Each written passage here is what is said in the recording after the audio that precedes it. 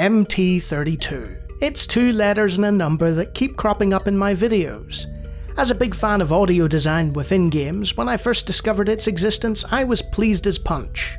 The MT-32 is a synthesizer module from Roland, released in 1987 during the digital music boom, for the synth enthusiast who wanted a budget external box that retained that high-quality combination of Roland samples and synthesis working in tandem for attack and sustain. The difference between the MT-32 and other devices of the time was that though it wasn't the original purpose of the box, it became actively marketed as a computer upgrade for those with the money to improve their music playback. Sierra went as far as to secure a distribution deal with Roland to sell it on the US market, and invested heavily in scoring their titles for this superior sound system. Now, there are plenty of videos and articles from people far more knowledgeable than I am that meticulously run down the technical details of the MT-32. Even the Wikipedia entry does that, and it's a mere click away if you want to know more, talking about polyphony and ring modulation and model revisions galore. So I'm not going to do that. Instead, we'll be looking at the difference that the MT-32 sound can make in-game. I'm not the sort that cares deeply about the specifications or hardware. I'd probably have more subscribers if I did. I care about practicality and the end product.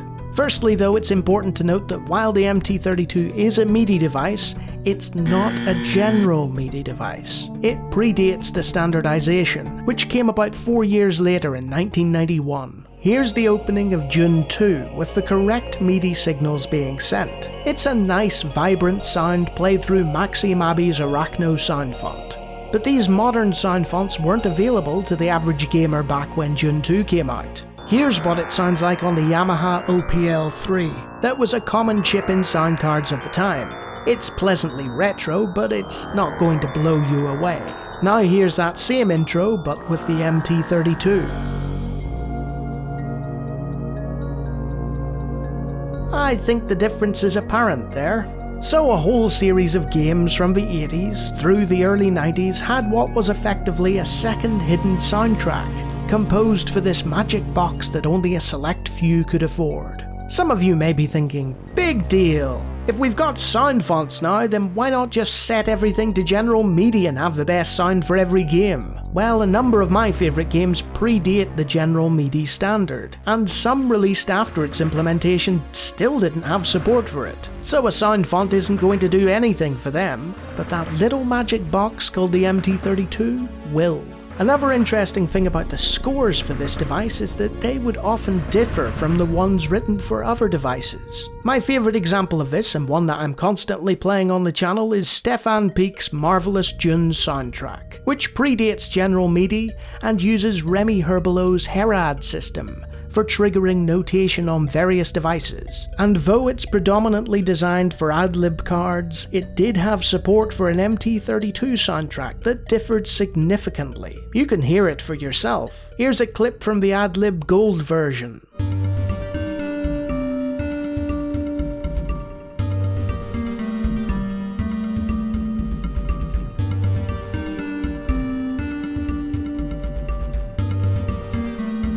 Now here's the MT-32.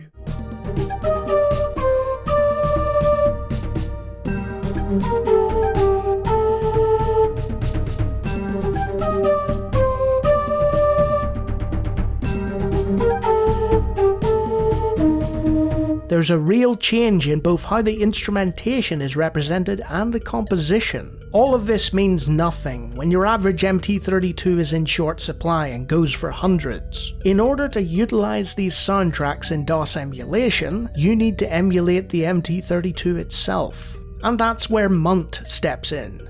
Munt is a software synthesizer that emulates a series of Roland devices by loading the original firmware from ROM files.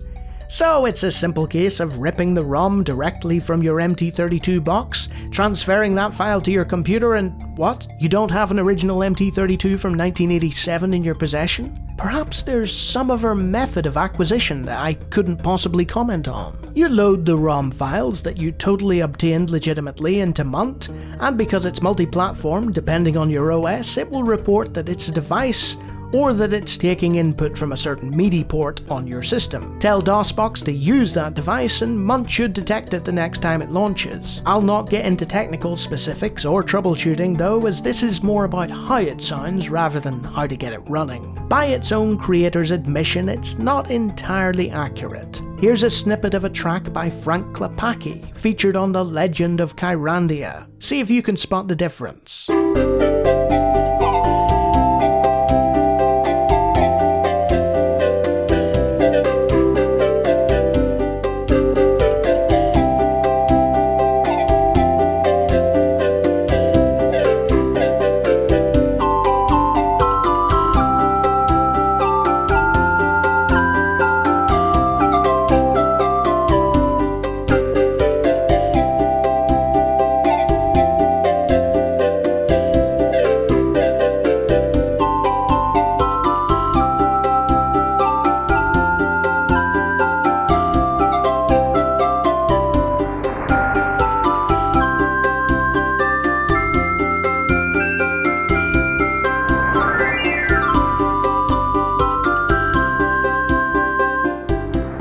Last but not least, for those not wanting to fiddle with Munt, some enterprising souls at Hedsound have created a sound font for the MT-32 with the correct mapping. So the MT-32 MIDI instructions, sent to the likes of QSynth Virtual MIDI Synth for bass MIDI, will sound like an MT-32 instead of triggering a horrible GM mess. And if you're feeling really adventurous, you can make games that didn't have MT-32 support sound like they do. This is thanks to sound fonts that remap the original MT-32 recordings of Hedsound and instead place them where general MIDI is expecting them to be. It's not perfect again, but it's just fun to play about with, and that's half the fun of computing in general, right? I'll probably be doing more in-depth videos in the future about the sort of things I've mentioned here, but for now, give what I've suggested a shot.